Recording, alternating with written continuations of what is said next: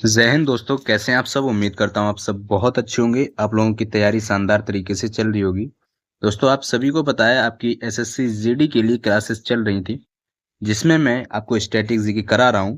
और अब से ये क्लास डेली आपकी 3 बजे होने वाली है। ठीक है, शाम को आपकी 3 बजे डेली क्लास होगी, तो डेली आप लोग इसमें 3 बजे जुड़िएगा। क्योंकि रात को 8 बजे थोड़ा सा दिक्कत होता है, तो उसके लिए मैं जो है वीडियो वगैरह रिकॉर्ड करने का टाइम नहीं मिलता है, तो उसके लिए भी जो है डिले हो जाती है आपकी क्लास। तो इसके लिए मैंने टाइम जो फिक्स किया है वो 3 बजे आपको शाम को डेली मिलने वाली है। ठीक है, तो आज हम इस वीडियो में दो टॉपिक आपके कवर करेंगे। एक तो वाद्ययंत्र एवं उनके वादक, जो आपके एग्जाम के पॉइंट ऑफ व्यू से बहुत इंपॉर्टेंट टॉपिक है। इसके अलावा हम नेशनल पार्क भी आज के ही जो है सेशन में कवर करने वाले हैं, तो बहुत ही महत्वपूर्ण दोनों के दोनों टॉपिक हैं। तो आप लोग कंप्लीट देख के जाना। ठीक है, चलिए स्टार्ट करते हैं। देखिए, आपसे पूछा जाता है अल्लाह रखा खां किस वाद्य यंत्र से संबंधित है। इस तरीके से क्वेश्चन आपका बनता है। ठीक है, इस तरीके से क्वेश्चन आपका बनता है। ठीक है, तो इसका करेक्ट आंसर क्या हो जाएगा बताइए। सितार वादक है तो आप कहेंगे नहीं भैया। बांसुरी वादक है तो बांसुरी वादक भी नहीं है। शहनाई वादक है तो शहनाई वादक भी नहीं है। इसका करेक्ट आंसर हो जाएगा आपका तबला वादक है अल्लाह रखा खां। अब देखिए, जो स्लाइड आने वाली है आपके सामने, इसमें जो है मैंने कंप्लीट जो है वादक और जो वाद्य यंत्र हैं वो सारे के सारे कवर किए हुए हैं।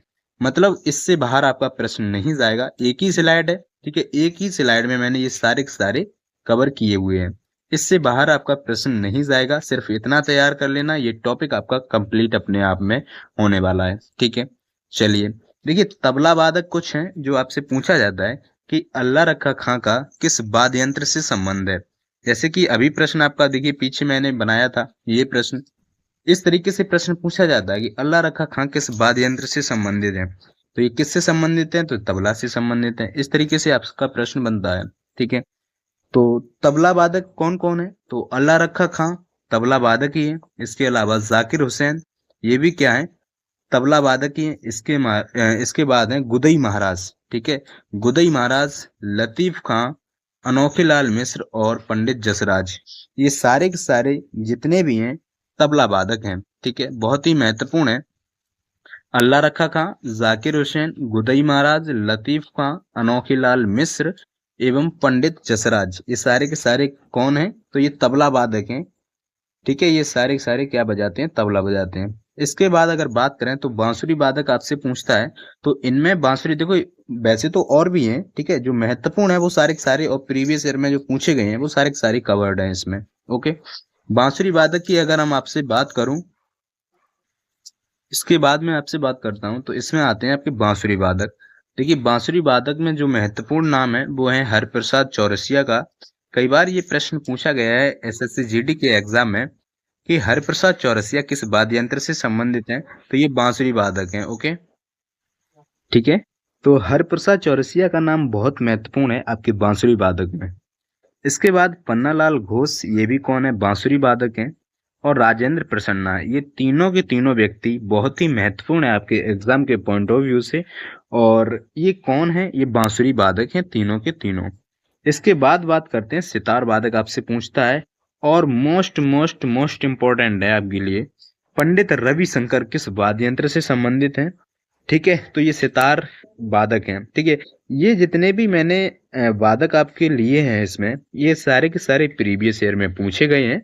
और इसके अलावा ये सारे के सारे इन्हें अवार्ड भी मिल चुके हैं। ठीक है, इन्हें जो है अवार्ड से सम्मानित भी किया जा चुका है।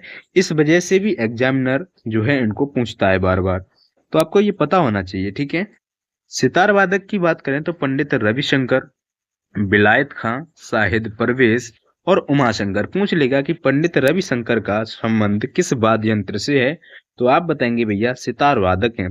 बिलायत खां, ये सितार वादक हैं। शाहिद परवेज, ये सितार वादक हैं।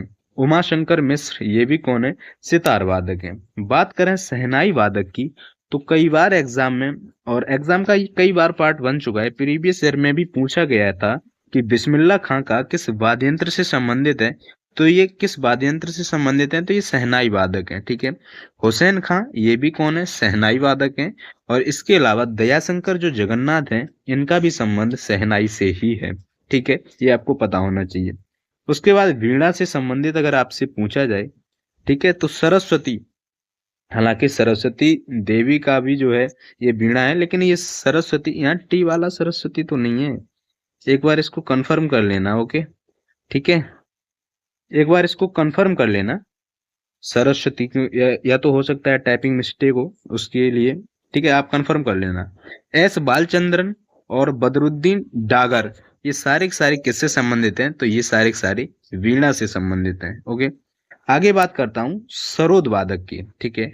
सरोद वादक में अमजद अली खां का संबंध है, और ये बहुत महत्वपूर्ण है। अमजद अली खां इस बार भी पूछने के पूरे पूरे चांस हैं अमजद अली खां के, ठीक है, तो इंपॉर्टेंट लगा लेना क्योंकि ये बहुत महत्वपूर्ण है। ये सरोद वादक है, ठीक है। हाफिज खां, इसके अलावा अली अकबर खां, ठीक है, ये कौन है? सरोद वादक है, ठीक है। बात करते हैं संतूर वादक की, जिसमें शिव कुमार शर्मा और भजन सोपोरी का नाम बहुत महत्वपूर्ण है, ठीक है, पूछता है। ये प्रीवियस ईयर में भी पूछा गया था, शिव कुमार शर्मा का संबंध किस वाद्य यंत्र से है? तो ये संतूर वादक है। ओके, आपको पता ही होने चाहिए, मतलब एक ही स्लाइड में ये सारी चीजें आपको देना, मतलब बिल्कुल जो वेरी वेरी इंपॉर्टेंट है वो सारे के सारे हैं, तो ये तो आपको पता ही होने चाहिए, ये याद रखना। संतूर वादक में मैंने बताया शिव कुमार शर्मा और भजन सोपोरी, ठीक है। वायलिन वादक की अगर मैं आपसे बात करूं तो एल सुब्रमण्यम, लालगुड़ी, बैद्यनाथ, मोहन चंद्र शेखर, ये के सारे किससे संबंधित हैं? तो वायलिन से संबंधित हैं, ठीक है। सारंगी वादक की अगर आपसे बात करूं तो इसमें आ जाते हैं आपके रमेश मिश्रा, उस्ताद बिंदु खान एवं शकूर खान, ये सारे के सारे महत्वपूर्ण हैं, और ये कौन है? सारंगी वादक हैं। तो एक बार देखिए, तबला वादक मैंने बताए अला रक्का खान, जाकिर हुसैन, गुदई महाराज, लतीफ खान, अनोखीलाल मिश्र, पंडित जसराज।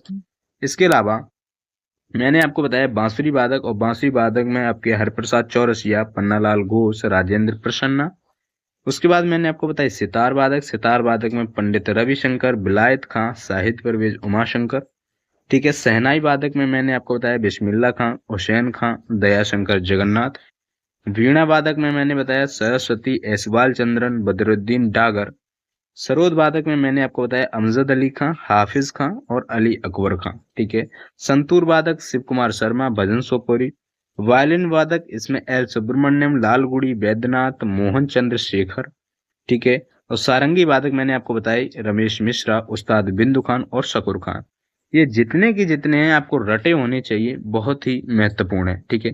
आगे आपसे बात करें, हमारा दूसरा टॉपिक है आज का भारत के राष्ट्रीय उद्यान या इंडियन नेशनल पार्क, ठीक है। यहाँ से भी एक प्रश्न आपके जीडी के एग्जाम में बनने की बहुत ही ज्यादा संभावना रहती है, तो ये आप कवर कर लेना। हालांकि ये टॉपिक जो है ज्योग्राफी का ही है, ठीक है। स्टैटिक जीके में आपसे पूछ लेता है, तो ज्योग्राफी में भी इसको कवर करेंगे, इसके अलावा यहाँ पर भी कवर कर लेते हैं। ओके, चलिए, आपसे पूछता है कि कान्हा नेशनल पार्क या कान्हा राष्ट्रीय उद्यान किस राज्य में? इस तरीके से पूछता है, तो आप बताएंगे भैया क्या महाराष्ट्र में नहीं है, क्या कर्नाटक में नहीं है, क्या केरल में नहीं है, ये कहाँ पर है? तो ये आपका एमपी में है, ठीक है। आगे आपसे बात करें, ये सारे के सारे हमने आपको राष्ट्रीय उद्यान, मतलब टोटल जितने भी राज्यों में है, टोटल मैंने इसमें कवर्ड किए हैं, तो इसको कंप्लीटली आप लिख लेना, नोट्स बना लेना और इनको बार बार रिवाइज करना। एक प्रश्न मिलने की प्रबल संभावना आपकी यहाँ से रहने वाली है। ओके, बात करें हम एमपी की, तो एमपी में देखिए 4 जो आपके नेशनल पार्क हैं ये बहुत महत्वपूर्ण है, जैसे कान्हा, बांधवगढ़ और पेंच राष्ट्रीय उद्यान और कुनो राष्ट्रीय उद्यान, ठीक है। कुनो तो ये आपका ट्रेंड में भी रहा है अभी, तो आपको पता भी होना चाहिए, ठीक है। कान्हा राष्ट्रीय उद्यान मध्य प्रदेश में, बांधवगढ़ मध्य प्रदेश में, पेंच ये भी मध्य प्रदेश में, कुनो ये भी कहाँ पर है? मध्य प्रदेश में। केरल के 3 महत्वपूर्ण है, एक तो पेरियार, बार बार पूछा जाने वाला है, पेरियार कहाँ का है? तो ये केरल का है। एरवाकुलम राष्ट्रीय उद्यान ये भी केरल में है। साइलेंट वैली राष्ट्रीय उद्यान ये भी कहाँ है? केरल में है। इसके अलावा 2 आपको पता ही होनी चाहिए जो तमिलनाडु के हैं अपने, मधुमलाई राष्ट्रीय उद्यान, इसके अलावा इंदिरा गांधी राष्ट्रीय उद्यान या इसका दूसरा नाम है अन्नामलाई राष्ट्रीय उद्यान। ये सारे के सारे कहाँ के हैं? तो ये तमिलनाडु के हो जाते हैं, ठीक है। इसके बाद बहुत ही महत्वपूर्ण है उत्तराखंड के, और उत्तराखंड में जिम कार्बेट जो सबसे पुराना भी है, ठीक है। बार बार पूछा जाता है कि जिम कार्बेट नेशनल पार्क किस राज्य में स्थित है? तो आप बताएंगे भैया वो यूके में यानी उत्तराखंड में स्थित है, ठीक है। नंदा देवी बार बार पूछा जाता है, राजाजी राष्ट्रीय उद्यान ये भी उत्तराखंड का ही है। फूलों की घाटी राष्ट्रीय उद्यान ये भी कहाँ का है? उत्तराखंड का हो जाता है। ठीक है, तो ये सारे के सारे आपके महत्वपूर्ण है। एक तो जिम कॉर्बेट, नंदा देवी, राजाजी राष्ट्रीय उद्यान और फूलों की घाटी राष्ट्रीय उद्यान, ये सारे के सारे उत्तराखंड में स्थित हैं। महाराष्ट्र के ये दो आपको पता ही होने चाहिए, एक तो चंदौली राष्ट्रीय उद्यान, इसके अलावा संजय गांधी राष्ट्रीय उद्यान, दोनों के दोनों इंपॉर्टेंट हैं। ठीक है, उसके बाद बात करें कर्नाटक की, तो कर्नाटक के दो नेशनल पार्क बहुत ही महत्वपूर्ण है। एक तो बांदीपुर राष्ट्रीय उद्यान, दूसरा है आपका नागरहोल, जिसका नाम राजीव गांधी भी है नेशनल पार्क, ये भी बहुत ही महत्वपूर्ण है। पश्चिम बंगाल का आपका पता होना चाहिए आपको, बक्सा राष्ट्रीय उद्यान, ये पश्चिम बंगाल का है, बहुत ही महत्वपूर्ण ये भी रहने वाला है। ठीक है, आगे आपसे बात करूं तो आगे है सुंदरबन राष्ट्रीय उद्यान। देखो, सुंदरबन पूछा जाता है तो ये कहाँ पर होगा? पश्चिम बंगाल।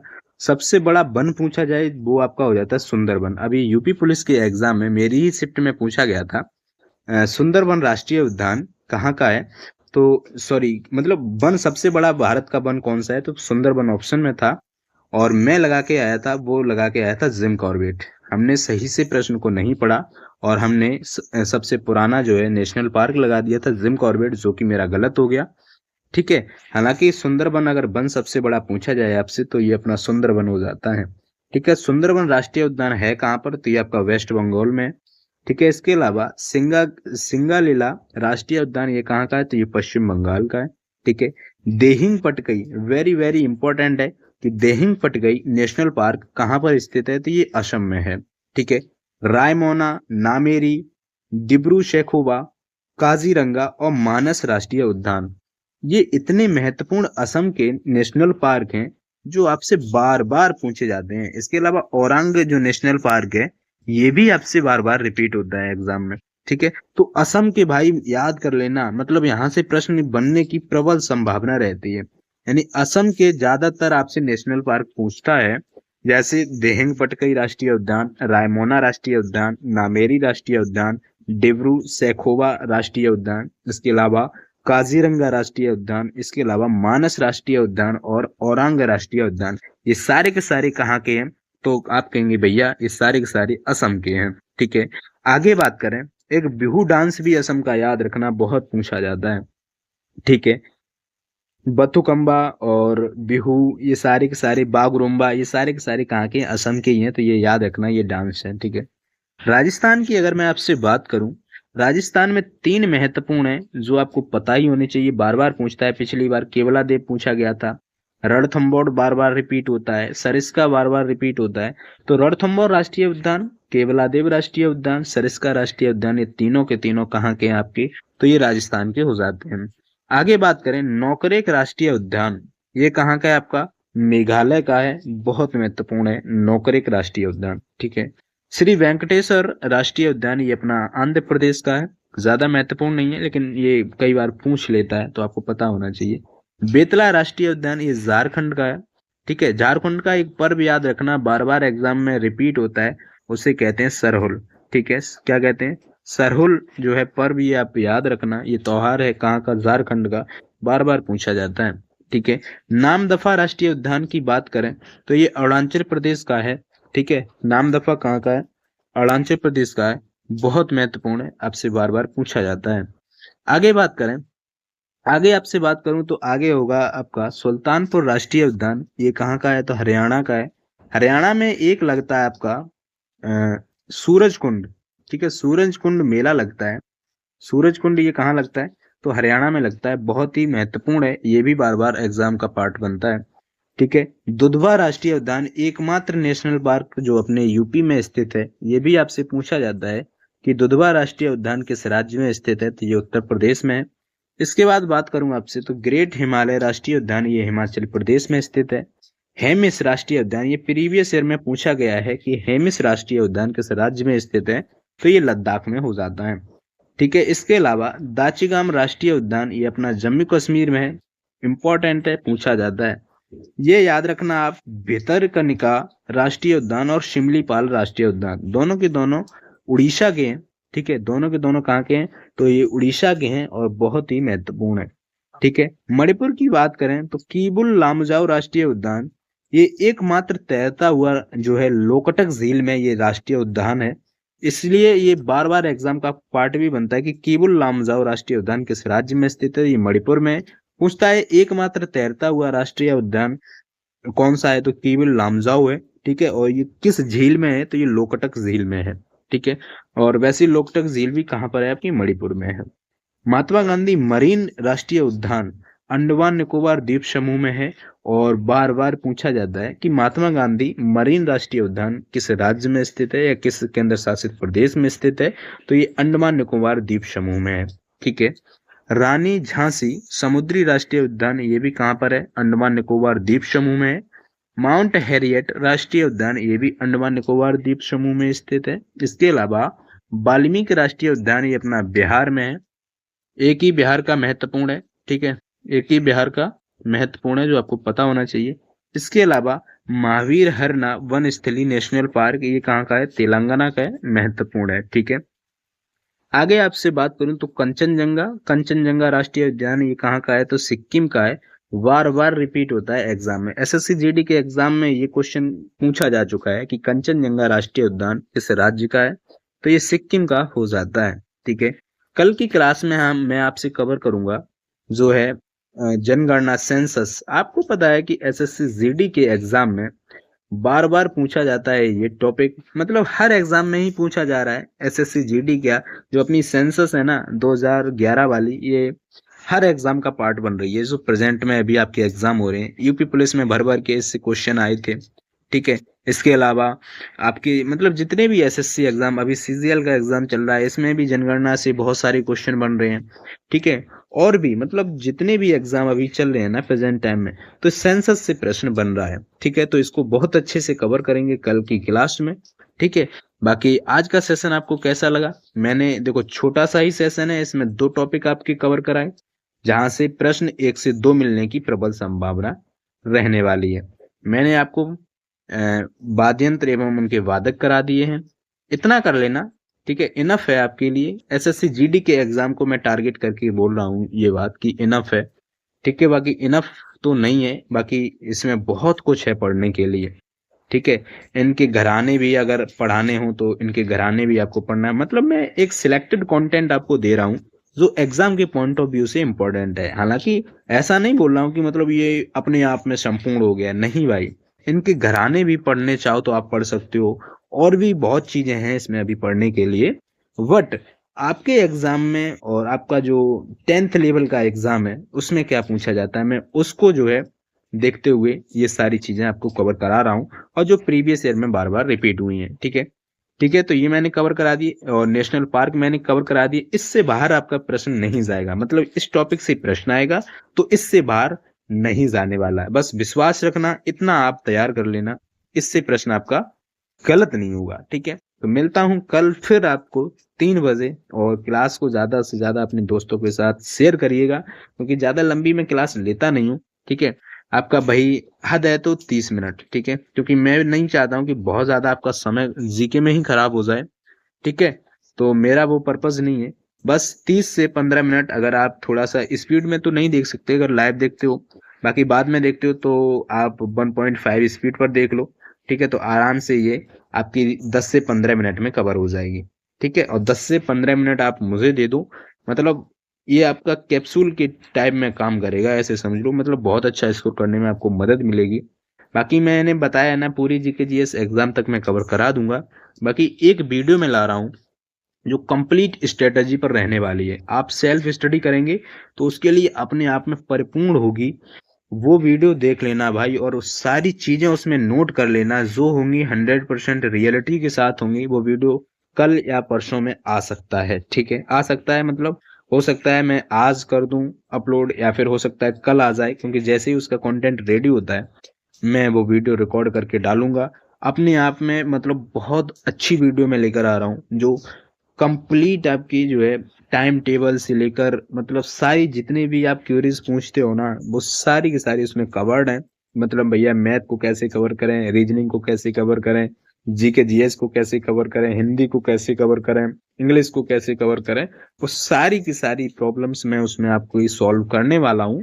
और कंप्लीट वीडियो देख लेना, अपने आप में बहुत अच्छी वीडियो है और उस पर मैं मेहनत भी कर रहा हूँ। ठीक है, तो फिर मिलता हूँ आपको कल 3 बजे। और कल के लिए आप थोड़ा सा ये सेंसस का टॉपिक पढ़ के आना, कल मैं ये आपको कवर कराने वाला हूँ। ठीक है, तो मिलता हूँ कल आपको 3 बजे। Thanks for watching.